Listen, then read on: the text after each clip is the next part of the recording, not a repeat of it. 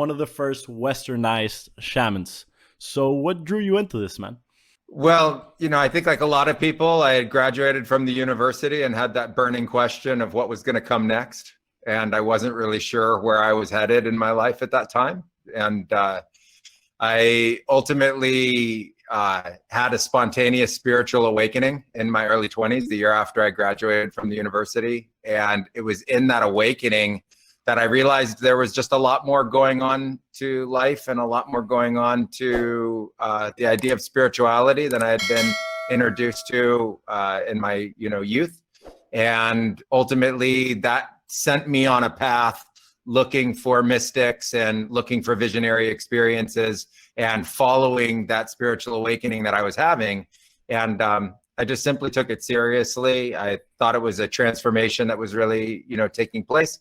And I decided to take the journey. And that journey ultimately led me down to Peru, into the Amazon, and into the hands of incredible mystics and their knowledge of the forest. So this mystical experience that you had, how did it come about? Well, it started with first really giving my life back to spirit. I felt like I had kind of, also gotten off on the wrong path. Like I wasn't really sure the direction to take in my early 20s. And so I kind of had this symbolic offering where I offered my life back to spirit. And then it was completely sober. And, I just started to spontaneously have experiences of spirit after that. And so, there were different kinds of visions and there were different kinds of dreams. Things were very prophetic at that period of time. And ultimately, most of those visions came true. And so I just followed them. And when did you first encounter ayahuasca? I was literally told that I would go to Peru and that I would travel through Peru and that within 90 days I would find an apprenticeship and that I would actually apprentice to, master mystics. And so I was on a quest and I just went as a backpacker, literally on this quest, and, sought out just kind of going around, asking around if anybody knew of anyone that kind of knew of these topics. And there really wasn't much about it at that period of time. It was not a popular thing. It was not known about worldwide. It was not talked about openly, so it was just kind of a very personal, internal journey. And that took me also around, Peru. And ultimately I found myself in the Amazon and, deep in the forest on this trek. And along the way, we picked up a shaman that knew of ayahuasca. And I ended up having my first ayahuasca ceremony in 2001. Would you mind briefly explaining what it is and what it's made of? Sure. Ayahuasca is a visionary tea. It's a mixture of different kinds of plants. Typically, it's made of two plants. There's the vine of ayahuasca itself, which is a vine in the forest, and then there's the leaves of the Chikuna tree. And you mix the Chikuna leaves with the vine, and the combination is ayahuasca. And then there are many, many different practitioners of ayahuasca that are called medico-vegetalistas, or doctors of plants of the jungle. And they have different recipes for it, but those are the two main ingredients. It's considered a medicinal plant and a purgative, and it's also extremely visionary.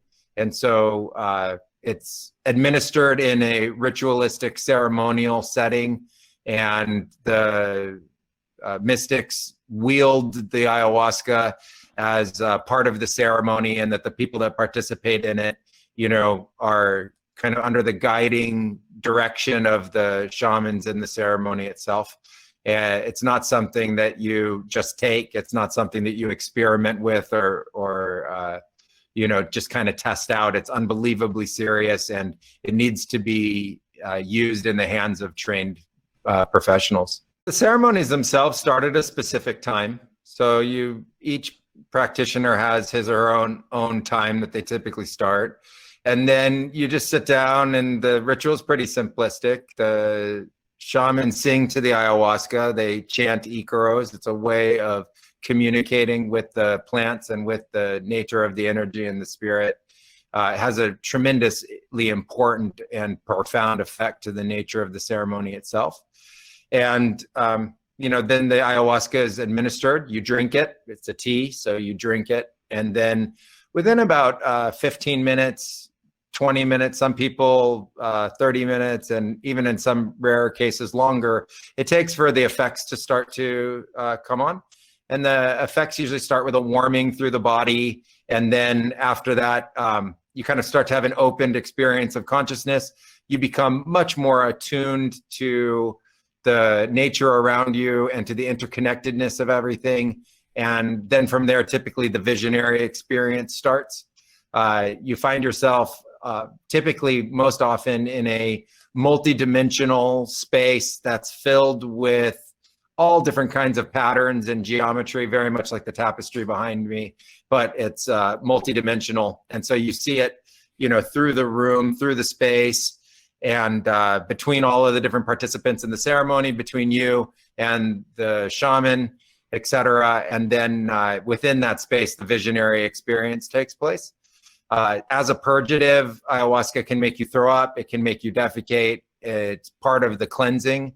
And usually there's a psychosomatic or psychological process that takes place that's part of the cleansing experience. So not only are you just throwing up, but typically things that you would consider to be bad things from your past, or psychological difficulties that you've had, or even like we talked about at the beginning, procrastination, these would be things that could be coming up and actually being purged in the ceremony itself. And the purpose of it is a total cleansing and healing of the body, of the mind, and of the spirit. The shaman is chanting Ikaros, and what else are you doing?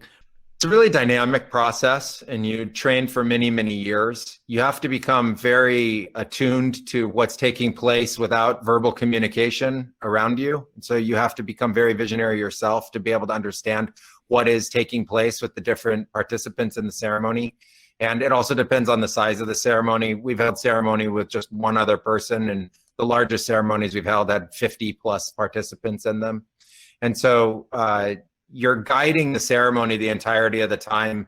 You're utilizing a nature of intention, the Ikaros themselves, which is a sacred form of communication between you and all of the energies that are part of the ceremony and the participants themselves. And so you're really utilizing that as a tool to be able to manage the space for everybody and make sure everybody stays safe while they go through the process. Would you give us an example of an Ikaros? It's a word from the Amazon. It's part of the dialect here, and it is its own verb. And so it's there's singing, that's a verb, to sing, to chant, to invoke. These are, different terms in that. Then there's a verb which is to create Ikaros or to sing Ikaros, and they call it ikarar. And they can be sung, they can be whistled. So a whistling Ikaro is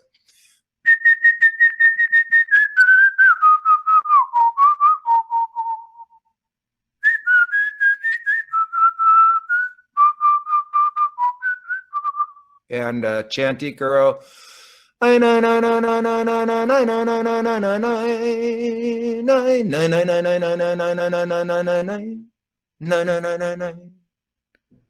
that. And then sometimes there are lyrics in Ikaros. Tronco e manta sitoini, yana yana lopunitaini. Alto e manta tronco sito, punta e manta cogogito. Flor sitangi oloro, so cuerpo sitoini. And that way you work with the different rhythms, different melodies, different tones. They all have different meanings, and they ultimately affect the total vibration of the ceremony itself. And in normal, experience, in your normal state of consciousness, that's typically not so intense to have an experience like that, to be so affected. But when you're in the experience of ayahuasca and you're in the ceremonies, the vibrational changes of the room become extremely, impactful. And so the chants and the Ikaros really do change the visionary nature of the experience that you're having, and they ultimately help connect you to all of the nature around you and to all of the different energies that the forest brings. It's not like you're drunk and you're really numb. You're like in this hyper alert state of consciousness. How would you describe that? Well, I think you described it well. It's a hyper alert or hyper aware state. I call it ultra lucidity. You're not drunk. You don't feel quote unquote drugged. It's not like that at all. On the contrary, you typically feel like all of your senses are on. You're hyper aware of your senses. You're very aware of yourself. What can be really amazing about that is you can have a completely intact experience of self, You can feel 100% completely, totally sober, but you can close your eyes and open your eyes and close your eyes and literally be having the same vision. So you could be, you know, in an environment that looks like it's daytime, even though the ceremony is taking place at night. You could be somewhere that is not the ceremonial house. You could literally be in another plane of existence, having a completely visionary experience, but you are sober and lucid, and you are fully aware of the experience that you're having. And like I said, it's nothing like, you know, being drunk or stupefied by a kind of chemical or something like that.